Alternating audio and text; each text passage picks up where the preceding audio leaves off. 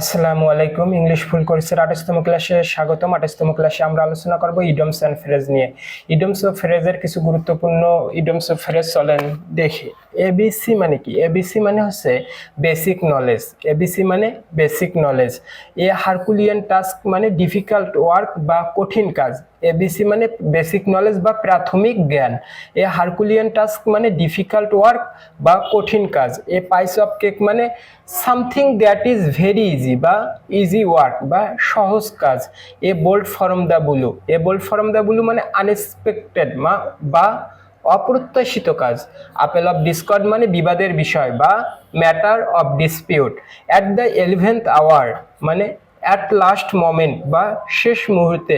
বিয়ার market মানে হচ্ছে মন্দা বাজার বা ফিনান্সিয়াল ডাউন, যখন বাজারের দাম কমে যায় তাকে বলে বিয়ার মার্কেট বা মন্দা বাজার। আর বুল মার্কেট মানে হচ্ছে ঊর্ধ্বমুখী বাজার। Period of price increases. Coke and bull story মানে গাঁজাখুরি গল্প বা এ Seely story. Carry the day মানে জয়লাভ করা। To win A victory, win জয়লাভ করা। আর কোয়ালিটি ডে মানে টু স্টপ সামথিং, কোনো কিছু শেষ করা বা কাজ শেষ করা মানে কোয়ালিটি ডে। ডগ ডেজ মানে হট ওয়েদার বা গরম আবহাওয়া। ডাউন টু আর্থ মানে হচ্ছে বাস্তববাদী বা প্র্যাকটিক্যাল। ডাউন টু আর্থ মানে প্র্যাকটিক্যাল বা বাস্তববাদী। গ্রিন হর্ন মানে কি? গ্রিন হর্ন মানে অনভিজ্ঞ বা ইনএক্সপেরিয়েন্সড বা অনভিজ্ঞ। আর হোল্ড ওয়াটার মানে কোনো একটা কঠিন পরীক্ষায় উত্তীর্ণ হওয়া। Stand up to critical examination বা কোনো একটা কঠিন পরীক্ষায় উত্তীর্ণ হওয়া। কিথ অ্যান্ড কিন মানে হচ্ছে রিলেটিভস বা আত্মীয়। মেইডেন স্পিচ মানে প্রথম বক্তৃতা বা first speech.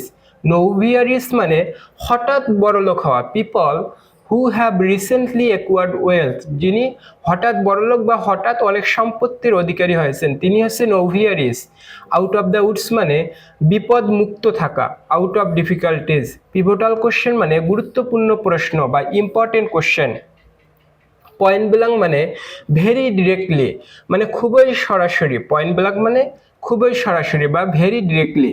Red letter day মানে হচ্ছে ঐতিহাসিক দিন বা স্মরণীয় দিন, memorable day. Red letter day মানে কি? Memorable day.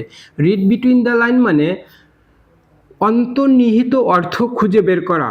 Read between line মানে কি? অন্তর্নিহিত অর্থ খুঁজে বের করা বা রিড ক্রিটিক্যালি। সোয়ান সং মানে ফাইনাল গেটচার বা হচ্ছে অন্তিম কাজ। মৃত মানুষ মরার পর তার যে শেষ কাজটা করা হয় তাকে অন্তিম কাজ বলে বা ফাইনাল গেটচার, যাকে হচ্ছে ইডমসে বলা হয় হচ্ছে swan song. Sixes and sevens মানে হচ্ছে এলোমেলো বা ইন এ কনফিউজড বা বিশৃঙ্খল। 3Rs মানে দ্য বেসিক সাবজেক্ট বা প্রাথমিক বিষয়। হোয়াটস কুকিং মানে হচ্ছে হোয়াটস গোয়িং অন মানে কি চলতেছে। Without issue have no children সন্তান সন্ততিহীন। Weal and woe joy and sorrow মানে দুঃখ এবং কষ্ট। হোয়াইট এলিফ্যান্ট মানে এ ওয়াস্ট অফ মানি বা ব্যয়সাধ্য বস্তু। হোয়াইট এলিফ্যান্ট মানে কি? ব্যয়সাধ্য বস্তু। ইডিয়মস অ্যান্ড ফ্রেজ থেকে কিভাবে কোশ্চেন আসে? ইডিয়মস অ্যান্ড ফ্রেজ থেকে কোশ্চেন আসে এবিসি দিয়ে বলবে what's the meaning of this word.